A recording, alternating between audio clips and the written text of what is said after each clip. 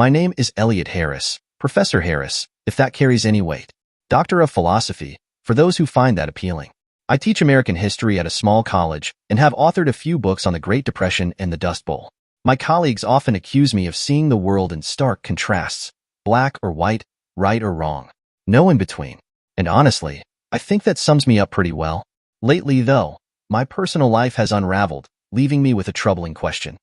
If you're convinced you're right, but no one else agrees, does that still make you right? The more my beliefs are challenged, the less certain I become. Has my moral compass been skewed? If so, I'm too damn stubborn to admit it. My critics will just have to deal with that. Dad, give it a rest. She made a mistake. We all know it. You, me, James, and Mom, most of all. But it's in the past. It was over a long time ago. You've been fine this whole time, and now suddenly, this is what's tearing our family apart? I just don't get you. My daughter, Lila, was attempting to convince me that ending my marriage with Elena, my wife of 20 years, was a mistake on my part. Lila, it is quite obvious that you don't understand. I do not trust your mother. Not only did your mother make a mockery of our wedding vows, she continues to lie about it. The only reason that I was fine all along, as you said, is that I wasn't aware of it. I have no desire to live the rest of my life with someone I can't trust. Deal with it. Lila started to get all defensive, so I put up my hand and zipped my mouth shut. At least she took the hint. I retired to my office, or I should say my office bedroom. Around the time my son, James, got home from basketball practice, I heard a loud tap on the door. Without opening, who goes there? Dad, open up. As I opened, I made sure his traitorous mother was not hanging around. After giving him our typical man hug greeting, he plopped down in my chair. The things we let our kids do. I sat on the corner of the desk. What's on your mind, James? I asked. Why are you breaking up our family, Dad? Because I can't trust your mother. I won't spend one more minute of my life with her. I'm cutting all ties to her and looking for a suitable replacement. What about us? You are both old enough to choose which parent you want to live with. I'll let the courts decide who gets what and the custody issue. I doubt the other party will be denied reasonable visitation. I don't understand. This happened 5 years ago. You guys couldn't have been happier until 2 weeks ago. As I tried to tell your sister, I cannot trust her, and marriages mean nothing if there is no trust between the husband and the wife. Your mother made a mockery of our wedding vows, then lied about it. The problem with lies is that there is only one truth. If you tell anything other than the truth, then, when asked again another time, you might tell a different lie. Your mother couldn't keep her lies straight and, with a little help from my father, we pieced together what happened. Besides, we might not know the full extent of her betrayal. Forgiving what we know doesn't remove the doubt. So what? She screwed up. That's no reason to throw away your family. James, she threw away our family. Her selfish sexual exploits, outside of marriage, doomed our family. Sooner or later, I might be able to find an example that you can relate to. Until then, all I can tell you is that my love for you and Lila is unwavering, and I'm no longer in love with your mother. Much like I'd done with his sister, I put my hand up, zipped my mouth shut, and escorted him out. I saw Elena lurking. As James left, she took a few steps towards the door. I made a point of slamming it shut. A few minutes later, a sheet of paper slid under the door. Elliot, how can we get past this if you won't talk to me? I love you, Elena. I wrote her back, we are not getting past this. I will not forgive you, and I will never trust you. You've been served and I fully intend on following through with the divorce. I slid it back under the door. There, we talked. To understand how I got here, let me take you back in time. Elena works at her family's business, Williams Tools. Williams is Elena's maiden name. It's an independent home improvement store. Our little city just isn't large enough for the big box stores, like Lowe's or Home Depot, so they found a niche. I seriously doubt that they could compete if a big box store moved in. For the time being, life is good for them. Her downfall was the short affair she had with a salesman from a power tool distributor. I think I know the reason behind the affair ending 5 years ago. It's the only affair I'm aware of. That's the catch on affairs. Was that one of one, or one of 100? As far as I was concerned, one was fatal. Like Russian roulette, once the chamber with the bullet is used, game over. I think the reason for the end of the affair was exposed by the trail of deception I uncovered. Her sister, Sophia, drove her over to the county seat. For the first day trip, I was told it was about getting a building permit. 2 days later, the same pair retraced their steps. I was told they had to rectify some deficiencies in their application. Regardless, their story at the time seemed reasonable to me. With my background, I don't have any reason to know anything about building permits. At the family barbecue around the 4th, I asked her dad about their construction plans. He denied any such activity. On our way home, I posed the question your dad says he didn't need any building permits. I thought you and Sophia filed some? We did, but not for the business. They were for her brother-in-law, Jack. That satisfied my curiosity at the time. It was a few days later when I found myself wondering, why did Elena need to go if it was something Sophia could handle? So, I asked and was told Sophia gets flustered easily. I was just helping her out. Fast forward to 3 months ago, almost 5 years later. I found myself at a wedding for someone related to the Williams. Sophia and her extended family were in attendance. I hold no special place in my heart for weddings. As the reception dragged on, I found Jack, Sophia's brother-in-law, acting equally bored. Hey Jack, haven't talked to you in ages. How did that construction project of yours turn out? Well, Elliot, since I've never done one, I guess it turned out great. Must be someone else you're thinking about. I was stunned. Elena had lied to me, repeatedly. I guess so, Jack. Maybe this boring evening is damaging my brain cells more than I thought. How's the golf game? We chatted, but I was distracted. On our drive home, I thought I'd tie the noose and see if Elena hung herself. Do you remember way back when you and Sophia went up and got that building permit? Who was that for, and do you remember what they were building? Without hesitation, Sophia's friend was building a shed. There she was, dangling from the gallows. Now I had to find out what really happened. My father, Victor, was more than interested in helping. He's a retired firefighter. I confided in him, and his eyes sparkled. He went from considering himself useless to being a private investigator in one afternoon meeting. The best part for me was that he was willing to do it for just expenses. I really didn't want to know if everything he found out was obtained using completely legal means. The first break came when Dad got a copy of Sophia's expense report that covered the 2 trips. She filled her car at the same gas station each time. A check of businesses nearby produced a list of about 100 within a reasonable distance. A week later, Dad had narrowed his focus to a few businesses. He wasn't going to let my emotions influence him one way or the other, so I was never privy to the details. I agreed that if I went ballistic on something, he might not see things with a level head. Dad narrowed it to a medical facility. Call me cynical, but I seriously doubt that the medical records for Elena, from the abortion clinic, were legally obtained. That second trip, a few days later, now made sense as there's a waiting period for an abortion. The abortion she had without my knowledge. Was it my child? I needed to clear my head, so I took off for a few days on an imaginary book promotion trip. These were feelings that I had never experienced nor endured before. There was a horrid pain in my chest as I realized that I had no soulmate. I didn't really believe that I could morph so quickly and easily from loving Elena to hating her. Whichever scenario I played out would end in divorce. She didn't want my child, or she had gotten pregnant with someone else's child. Without trust, you have nothing. Victor figured out a brilliant approach to get Sophia to squeal. Sophia, almost certainly, wouldn't know Victor's voice. He anonymously phoned and gave her a choice. Convince him otherwise, or he would show her husband Terry the evidence he had of her entering an abortion clinic on multiple occasions. He said she balked at first, but when he gave her dates, she tossed Elena under the bus in a heartbeat. Attempting to show her sincerity, Sophia gave Victor the name of Elena's lover and a timeline as best as she could remember.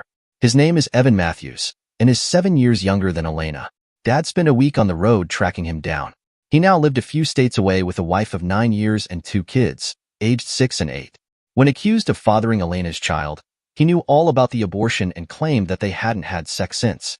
The affair lasted 6 months, with most of the sex happening in the backrooms of Williams' Tools.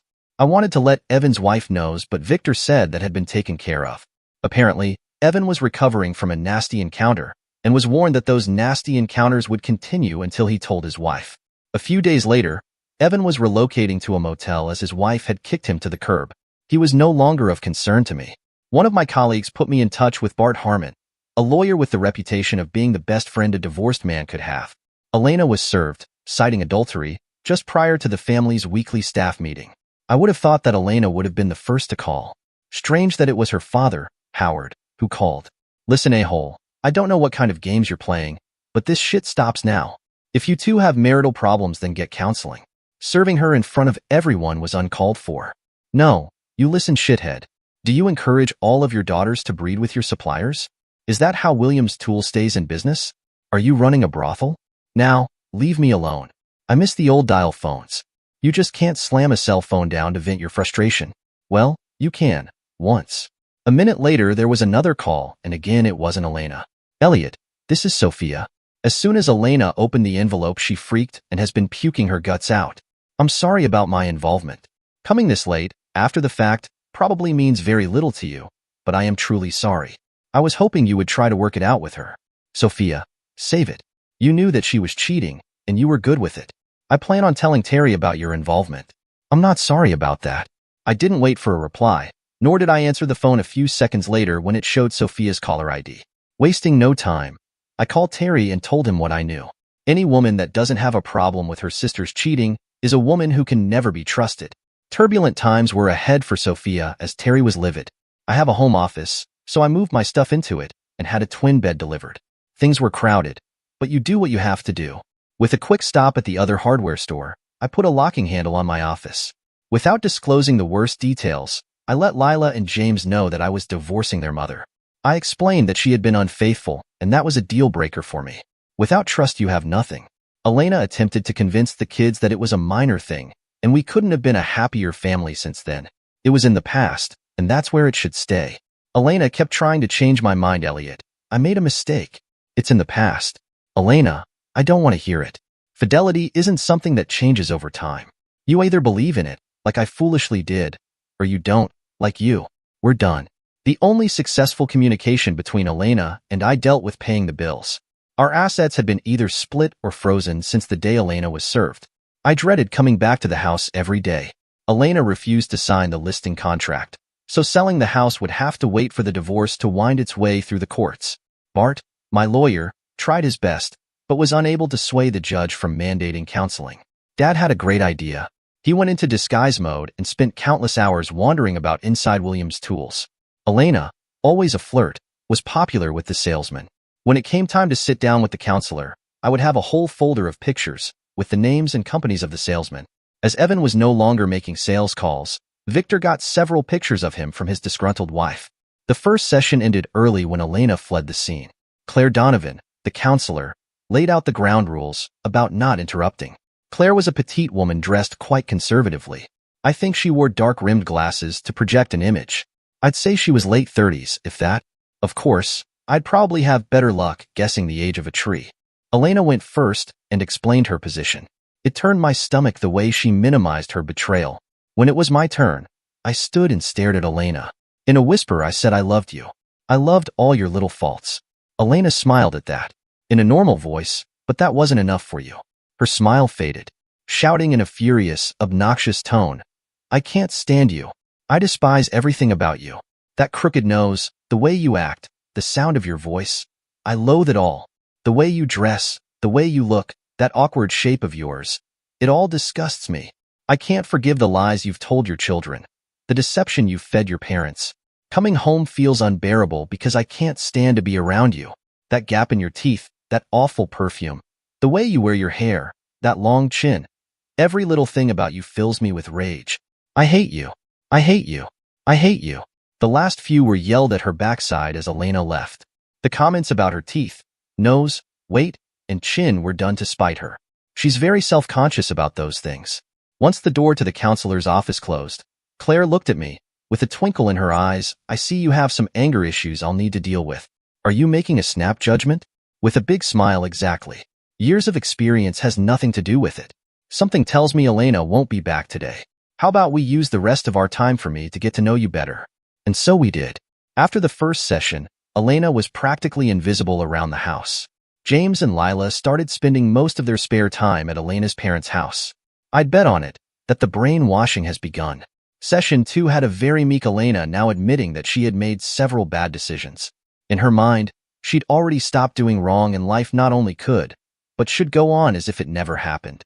My dissertation had me looking at no one for years. In my teaching position, I've had the pleasure of being flashed by some gorgeous women. My being in a position of power seemed to be an aphrodisiac for those women. I've been offered sex by many young and extremely beautiful college women. I turned them down because I had given my word to be faithful and kept it. Not only because of my wedding vows, but also because student-teacher liaisons are more than frowned upon. Many of those same students came back after graduation and repeated their offers. Why I spent years turning them down now seems pretty stupid. No more. Instead of a somewhat bitchy, overweight wife with sagging tits in my bed, I'll be enjoying some eager young lovers. I closed my eyes, listening to the sound of Elena weep. Claire tried to keep things moving. Elliot, what would you like to hear from Elena? The line of bullshit Evan used which convinced her to tell him, "Why, that's so interesting. Let's go in the back room and screw. This should be enlightening." All I heard was the clickety-clack of heels and the door closing. I opened my eyes to see Claire shaking her head from side to side. "What am I going to do with you, Elliot? See you next week." The third session was more of the same from Elena. When my turn came, I was cold but calm and spoke softly. I pulled a random picture out of my folder. After identifying the salesman in the picture, I asked Elena, "You look quite friendly with this salesman. Have you had sex with him too?" "No. Sure looks like you were flirting." "Oh well, if you say so. How about this salesman?" I pulled out a picture of Evan. "Well, Elena, have you had sex with him?" "Elliot, you know the answer. Answer the question, Elena.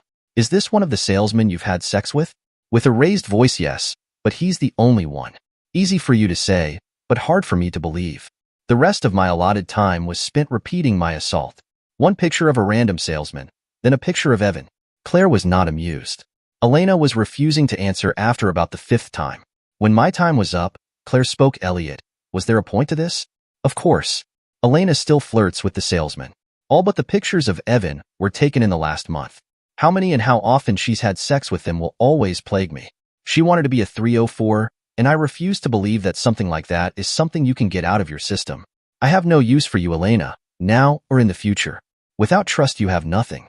The tear dam broke. I waited while Elena fought back the tears. "Damn it, Elliot. I made a mistake. Can you honestly tell me that you've never made a mistake?" "Oh, I definitely made a mistake. I married you. Easily the worst mistake of my life. The only good thing to come out of it are James and Lila, who may or may not be my children. Who knows, maybe they could have had a dozen siblings, who also may or may not have been mine, if you weren't so busy running off to the clinic." For the third time in 3 sessions, Elena bolted. Claire rolled her eyes. "What am I going to do with you, Elliot? See you next week." The fourth session was more of my grandstanding. Near the end, Elena finally broke. "Elliot, people get past affairs all the time. We can too. Elena, you knew when you married me that I was a no middle ground person. You either believe in fidelity or you don't. You don't. Game over. You made your choice and now I've made mine." Quite aggressively, "All right, Elliot. I'll sign the papers. It's just not in you to forgive. I was wrong. I admit it, but it's in the past." "That's where you're wrong again, Elena. It's not in the past. It could be years before it's in the past for me. Even while you were screwing others, you were all lovey-dovey and cheerful. Now, every time you open your mouth, I find myself doubting your sincerity. I won't live like that." 6 weeks later, we were officially a divorce statistic. James and Lila both chose to stay with their mother. The house sold quickly, but Daddy made sure that his daughter had a bigger and better home. I bought a small 2-bedroom house a stone's throw from the college campus. It wasn't long before I had a young naked lady in my bed. My mindset wasn't on that co-ed. No, I was reclaiming my manhood. The whole time I was thinking, take that, Elena. I still have a lot of anger issues. Elena kept sending signals, through James and Lila, that I should stop this nonsense and put our family back together. When a lumber salesman moved in with her 6 months later, I released all of Victor's detective work to the local free newspaper. The newspaper balked, due to the advertising revenue Howard sent their way, so I enlisted the pastor at the church that Howard and family attended. That went much better. Anger issues don't go away easily. Fiery sermons from the pulpit about the moral disease in our community did the trick. The backlash wasn't earth-shattering, but one by one, the suppliers and contractors quit making calls. Those which continued doing business were shamed, with photos and innuendo. Victor resumed changing disguises and snapped photos when he caught the women flirting with a supplier or contractor. The pastor loved it as attendance was up due to the titillating suggestion of sex for sales. The other hardware store hired away some of the best desk people. On some days, there were only a few cars in front of Williams' Tools. "Elliot," was screamed at me as I headed towards my car. "Elena, Sophia, looks like you've both been eating well." Elena continued shouting as she marched towards me. "You just had to do it, didn't you? Well, if whatever it is makes you this mad, then yes, I'll take credit for it. What is it that you think I've done? Your constant attacks on our business are costing people jobs. Have you no heart?" "Nope, sorry, that was ripped out of my chest a few months back. You might want to have a word with the bitches at your store, as I think they are the real reason behind the downturn in business. By the way, Sophia, how's Terry? He moved out, as if you didn't know that." I just don't get you, Min. I was only helping Elena. You were enabling her. Turning a blind eye tells me Elena was holding something over your head. Being a 304 must run in the family. Sophia's contorted face was almost comical. Come on, Elena. We're wasting our time. I thought you were a man, Elliot, but you're not. You're just a little boy with hurt feelings. Poor little Elliot. Maybe if the two of you left the salesman alone, things wouldn't seem so seedy. Sophia flipped me off and then turned and stormed away. Elena looked like she wanted to say something, but words failed her. Elena and Sophia were moved off of the floor, but it was too late. A few months after the pastor started his attacks, Williams Tools was forced to relocate to a smaller building. Until James and Lila graduated from high school and left for college, I would stick around and support them. Both were active in sports, so many of my weekends were spent applauding from a distance. Just the sight of Elena still made my stomach clench. It would be ages before I was ready to date again, but that wasn't stopping me from enjoying a robust sex life. Some of those ladies expressed an interest in becoming exclusive, but I let them know it was too soon. They seemed to understand. Elliot, this is Claire Donovan, your counselor. I hope I didn't catch you at a bad time. Not at all, Claire. How have you been? Very well, thank you. And yourself? You know, still very few gray areas for me. Learning how to be single again. I'd like to see you for one more session, no charge. I've got an opening tonight at 5. Interested? My curiosity was piqued, sure. Same place? Indeed. See you at 5. As soon as I entered her office, I knew something was up. Claire, who normally dressed in a stylish pantsuit, was wearing a billowing skirt cut just above the knees. Instead of having her blouse buttoned to her throat, this one left a few undone, showing ample cleavage. It was somewhat of a schoolgirl look.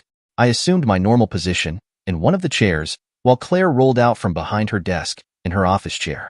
Her smile told me she was nervous. Well, Elliot, tell me about being single. Ms. Donovan, is there a Mr. Donovan? You know that's a showstopper for me. Relax, Professor Harris. There's never been a Mr. Donovan. Stand up. Come here. Yes, Professor. Claire moved to stand in front of me. We had wild sex. Moving to the carpet, we cuddled and talked. Claire confided I flashed a professor early in my freshman year of college. Never before had I done something like that. He was young and I dreamed of him at night. While I was flashing him, he smiled, but I just couldn't give myself to him. What became of you and your young professor? I got an A, which was deserved, mind you, but moved to the back row, as far out of sight as possible. We never spent a moment alone as I was too embarrassed. And how about us? Is this a one-off, or? I'm thinking, or, that is, if your bed isn't overflowing with co-eds. Tell you what, let's sleep on it for a day or two, then get back together and compare notes. Perfect. 48 hours. Back here. The rematch took all night. I was wrong when I thought it would be forever before I found someone to love again. When I come home to find Claire in her schoolgirl outfit, I know I'll be getting a mind-altering hour of steamy sex. I succumbed to getting remarried. Claire was afraid some co-ed would snatch me away, so to speak. James and Lila have accepted Claire, reluctantly. They have yet to have that epiphany moment to understand what I went through. Elena? Not so much. She tried to make a case against Claire for violating ethics, but since our romance started a year and a day after our last counseling session, she was cleared. Claire knew exactly what she was doing. Every time a co-ed flashes me, I fill Claire in on the details. It gets her fired up. It also gets me some awesome sex at home, where it's going to stay. It's either this or that. Choose one. I will always choose fidelity. Dear listeners, please share your thoughts in the comments section below and don't forget to like, share, and subscribe.